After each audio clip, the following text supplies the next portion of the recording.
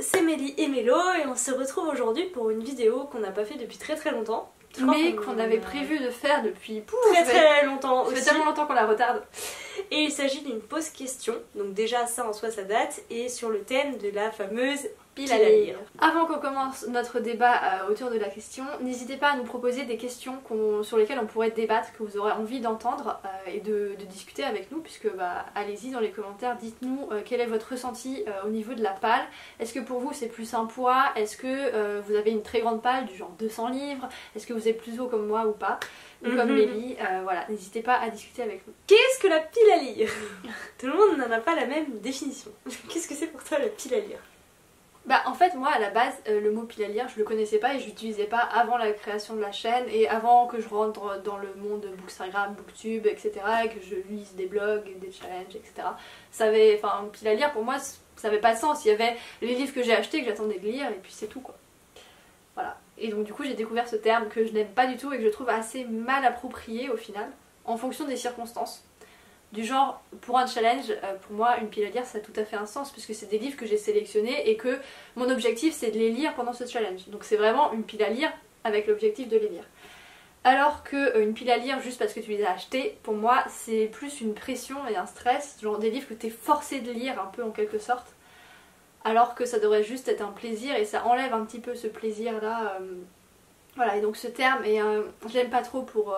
les livres qui attendent d'être lus au final. Alors moi ce que j'appelle pile à lire c'est effectivement, je me suis rangée à l'appellation de ce terme comme on le trouve sur Booktube, Bookstagram et tout le reste.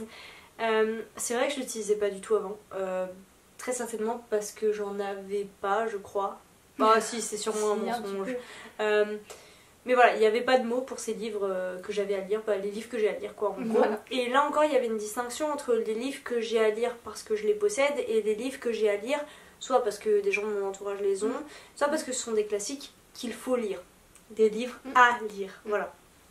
Depuis effectivement qu'on est sur YouTube, les livres s'accumulent pour moi.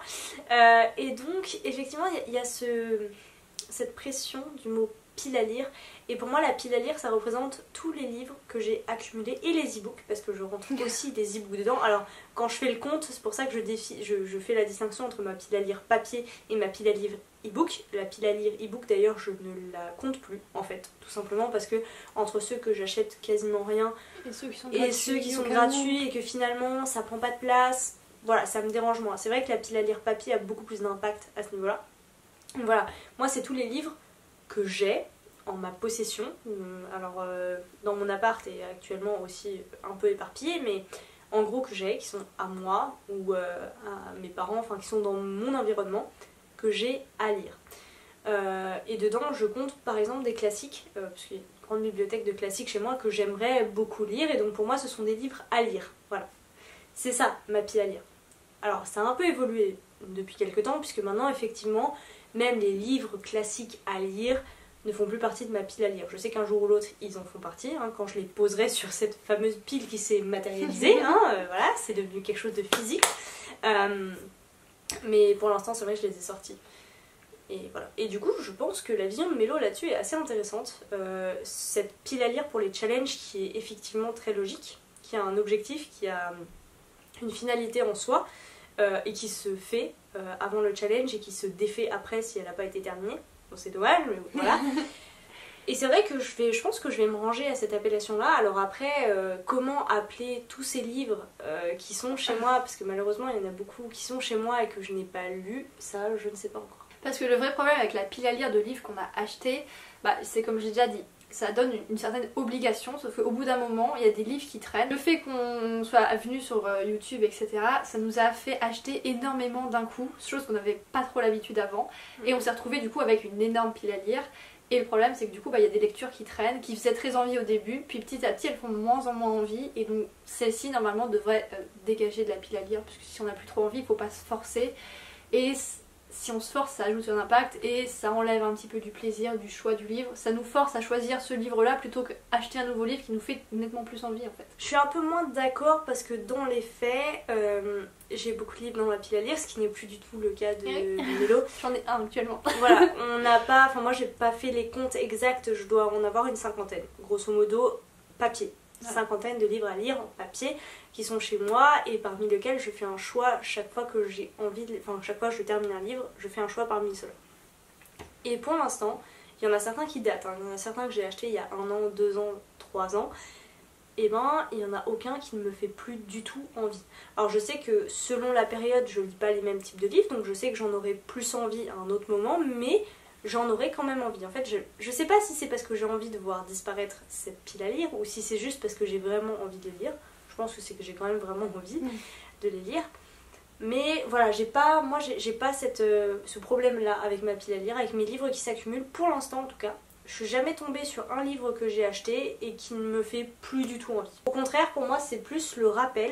Alors du coup, c'est un petit peu un rappel forcé, certes, mais quand il y a un livre qui me plaît beaucoup, dont j'entends parler à la sortie, que je l'achète, que j'ai pas le temps de le lire, bon ça c'est un autre problème, et que je le mets dans cette pile à lire, finalement c'est un rappel que j'avais très envie de le lire. Alors le souci c'est que ça s'accumule, mais sinon... Et je le sais parce que maintenant j'achète un peu moins. Alors vous avez dû voir, les book hauls ont nettement diminué en 2-3 ans. Hein, je veux dire, au début voyez, c'était hyper long. En ce début de chaîne, alors c'était pas hyper long parce qu'il y a des gens qui font toujours plus long que nous, mais vous voyez, enfin vous verrez les miniatures de book haul des débuts de chaîne. Et en fait la pile généralement était presque plus grande que moi en fait. Mais du coup maintenant que j'achète un peu moins, je m'en rends compte, il y a des livres que j'ai très envie de lire quand je les vois passer sur la com et tout, je me dis ah ouais tiens celui-là je pense qu'il y a moyen, il y a du potentiel, c'est intéressant. Je vais pas l'acheter tout de suite parce que soit j'ai pas le temps de passer en librairie, soit j'ai pas envie de le mettre dans ma pile à lire. Et du coup finalement je l'oublie en fait. Il passe à la trappe parce qu'il y a d'autres sorties, il y a d'autres livres. Du coup je l'oublie, je le lis jamais et c'est peut-être ou peut-être pas une perte. Donc voilà.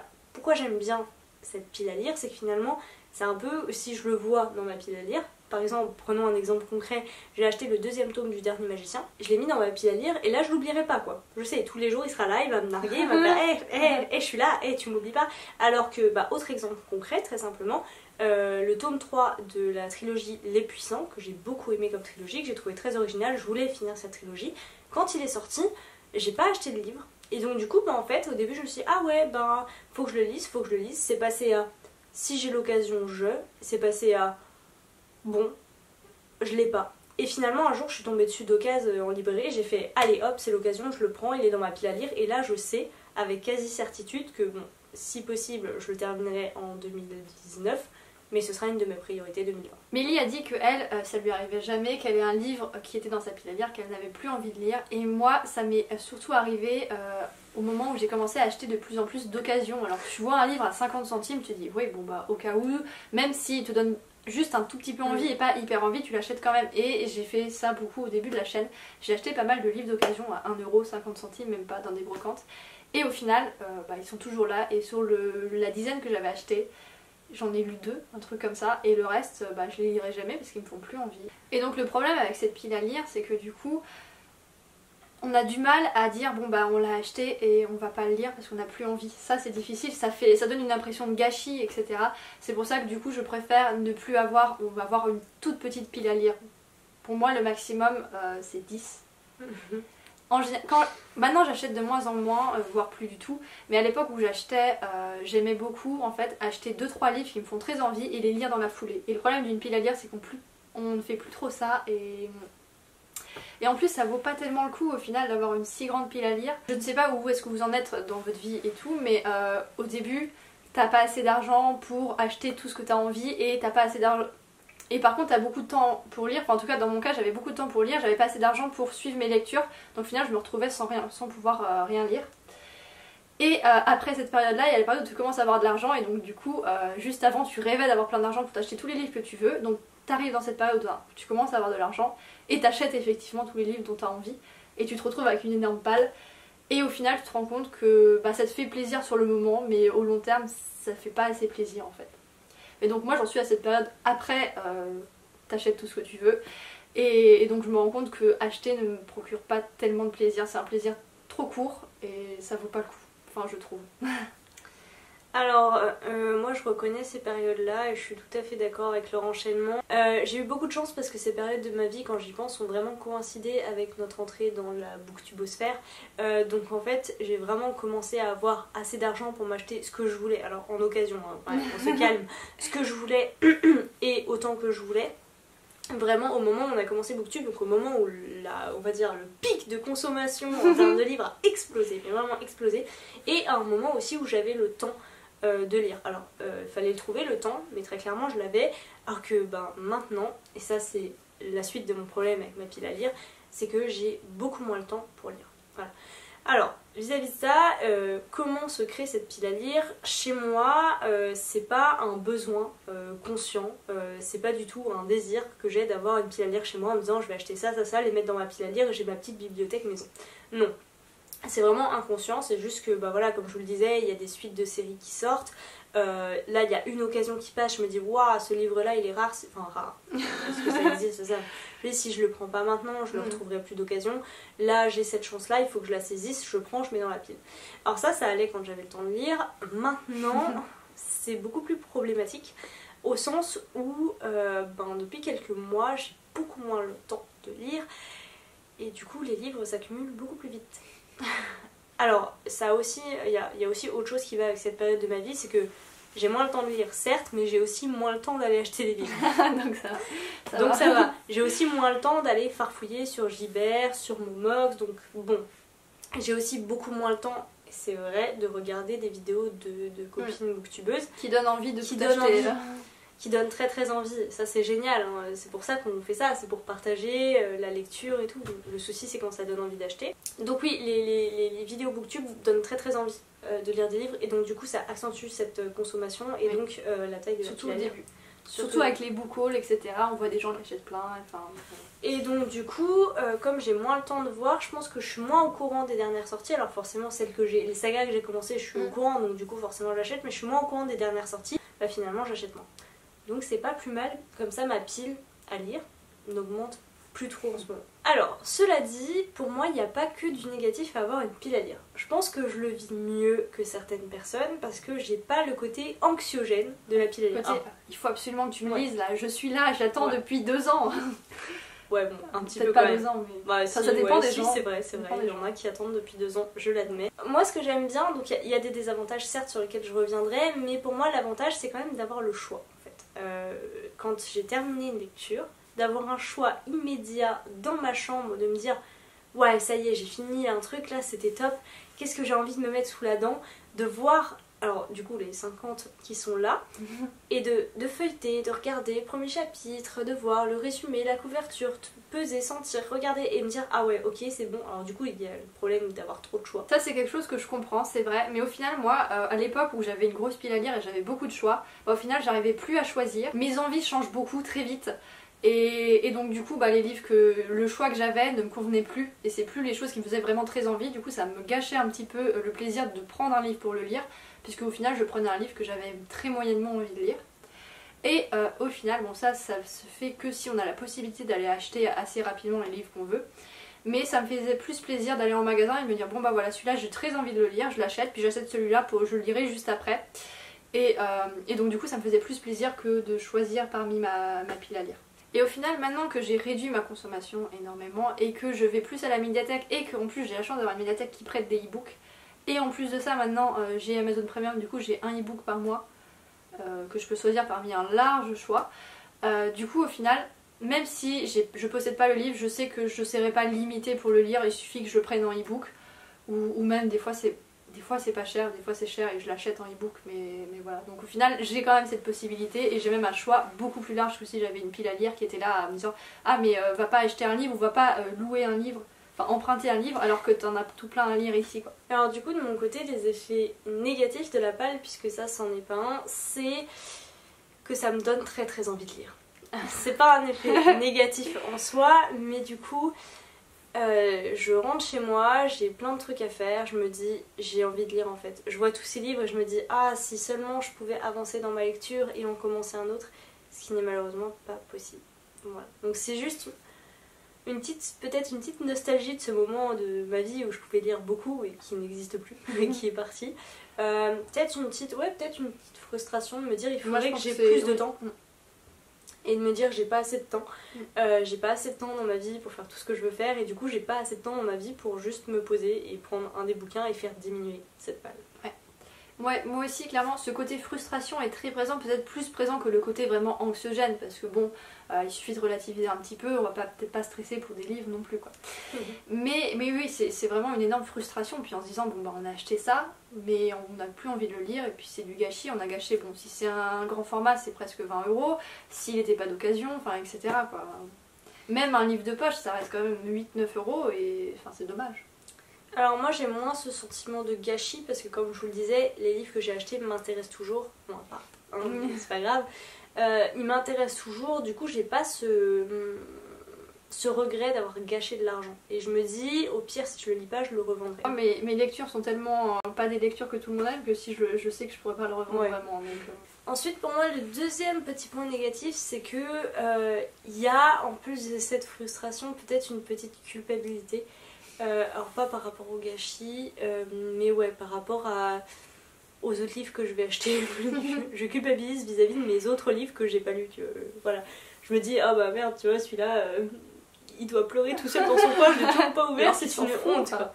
Ah oui, non, très clairement. Le côté cool pour une grosse pile à lire, du coup, si j'en reviens sur les challenges, finalement, c'est de pouvoir te faire une plus petite pile pour les challenges. Si t'as pas de pile à lire, comment tu fais ta pile à lire pour les challenges? Genre tu les prépares grave à l'avance, enfin je sais pas. J'ai besoin de les préparer à l'avance du coup pour savoir lesquels je vais essayer de me procurer soit en les empruntant, soit en les achetant. Puisque au final, par exemple pour le Picnic Autumn Challenge, j'ai pas eu le temps de faire ça à l'avance et ça m'a manqué, du coup j'ai choisi mais vite fait et du coup il n'y a pas ce plaisir de vraiment préparer et tout. Et voilà, ça c'était dommage. Mais oui, du coup il faut faire à l'avance. Parce que sinon ce que je fais moi dans ce qui me ça, alors moi je fais pas non plus de challenge à thème. Ça je le fais pas parce que j'accroche un petit peu moins et aussi justement parce que ça me fait acheter des livres alors que j'en ai déjà dans ma pile à lire. C'est pour ça que j'aime autant les week-ends à 1000 et les semaines à lire. Chose parce que moi je n'aime pas. Je lis ce que je veux et je choisis dans ma grosse palle la palle de mon challenge. Et du coup je peux la faire 2 jours avant, 2 heures avant, il n'y a pas de souci en fait. Ouais, moi du coup il y a des challenges que je pourrais pas faire, genre le challenge des fois au printemps il y a grand ménage dans la palle ou un truc comme ça. Ah bon. Ouais, j'ai déjà vu ce genre de challenge passer. D'ailleurs, à l'époque où j'essayais de vider ma palle, je me suis dit, oh, ça serait pas mal ce genre de challenge. Puis j'ai vu que ça existait déjà. Et donc, du coup, bah, ça, je peux pas faire vu que j'ai quasiment pas de palle. Ou voilà. Donc, forcément. Mais après, c'est pas grave. Hein. Ensuite, le gros point négatif par rapport à une pile à lire, mais ça, après, c'est le cas des livres papier en règle générale, c'est la place que ça prend. Ah, oui. Mais ça c'est vrai qu'on pourra peut-être plus faire une pause question entre comparer les e-books et les livres papier si ça vous intéresse, mais c'est vrai qu'un début de réflexion c'est une pile à lire papier, ça prend de la place. Alors certes on les voit, ils sont là, enfin moi je vais les lire, c'est ce que tout le monde se dit je pense. Bon après vous me direz une fois qu'ils seront lus ils prendront tout autant de place. Mais voilà, il y a cet aspect place qui est là. Du coup, je pense qu'on peut quand même terminer sur un petit bilan vis-à-vis de cette palle. Je sais que toi, de ton côté, tu n'achètes plus, ou très peu. Très peu, oui. Sauf les suites de saga que j'ai déjà, etc. Enfin, voilà. Mais du coup, c'est dû à cette pile à lire. Non, pas que, c'est dû au fait que ça m'apporte pas suffisamment de plaisir d'acheter. Voilà. D'accord. Bah. Mais oui, aussi, enfin, après, je pense que je continuerai à avoir une pile à lire de 2-3 livres de temps en temps. Moi de mon côté, j'avais pris plus d'une fois la décision pour réguler ma pile à lire, en fait, de n'acheter un livre qu'une fois que j'en ai terminé un, ce qui permet de garder quelque chose de stable. Et finalement, plus d'une fois j'ai échoué parce que en fait, chaque fois que je vais dans une librairie, il y a tellement de trucs qui me font envie que bon. Cependant, je pense que maintenant, depuis quelques mois, je me rends compte que je lis moins, j'ai pris un peu plus de recul. Et il y a plein de livres qui me font toujours envie, mais j'ai tendance à me dire ça sert à rien de l'acheter maintenant, puisque je peux encore l'acheter dans 2 mois. Ça, je l'aurais pas lu entre temps. Donc voilà, je commence petit à petit. Alors c'est moins le cas avec les séries, parce que les sagas que j'ai commencé, j'ai toujours tendance à vouloir la suite tout de suite et à me laisser cette possibilité de la terminer. Mais pour les nouvelles sagas ou les one-shots, je pense notamment à Circe, un livre que je vois beaucoup passer sur la blogosphère depuis longtemps, qui me fait très envie. La couve est très belle, ça traite de Circe, donc une partie mythologie grecque, mais une partie sorcière aussi. Enfin bref, il y a plein de trucs intéressants au sujet de ce bouquin, j'entends énormément de bien. J'ai très envie de le lire, mais je sais que ça sert à rien que je l'achète parce que je le lirai pas dans l'immédiat. Voilà. Donc je pense que je suis en train de gagner en maturité vis-à-vis de ma pile à lire. On n'en est pas encore à l'extrême mélo si vous voulez, mais je pense que je fais des progrès, voilà, donc je suis contente. Dans 6 mois, on va la retrouver, elle aura 200 livres dans sa pile à lire. C'est un peu vache quand même de dire ça, je Non, trouve que c'est ma pas pile à vrai, je lire pense a pas. un petit peu diminué Oui, quand c'est même. vrai. Ça va, elle a pas encore atteint des proportions. Voilà, je trouve que ça va. Je vous avais fait une vidéo, je crois, juste avant de partir en Irlande, il y a 1 an et demi maintenant, dans laquelle en gros, au début de l'été, je comptais ma pile à lire, je crois, et après, je la comptais à la fin, et en fait, ça n'avait pas bougé, mais parce que j'en avais lu autant que j'avais acheté. Donc c'était pas trop mal. Mais voilà, déjà, je vais essayer doucement de reprendre ça, c'est-à-dire, pour l'instant, là, par exemple, j'ai terminé un livre ce week-end, je ne vais pas en racheter. Voilà.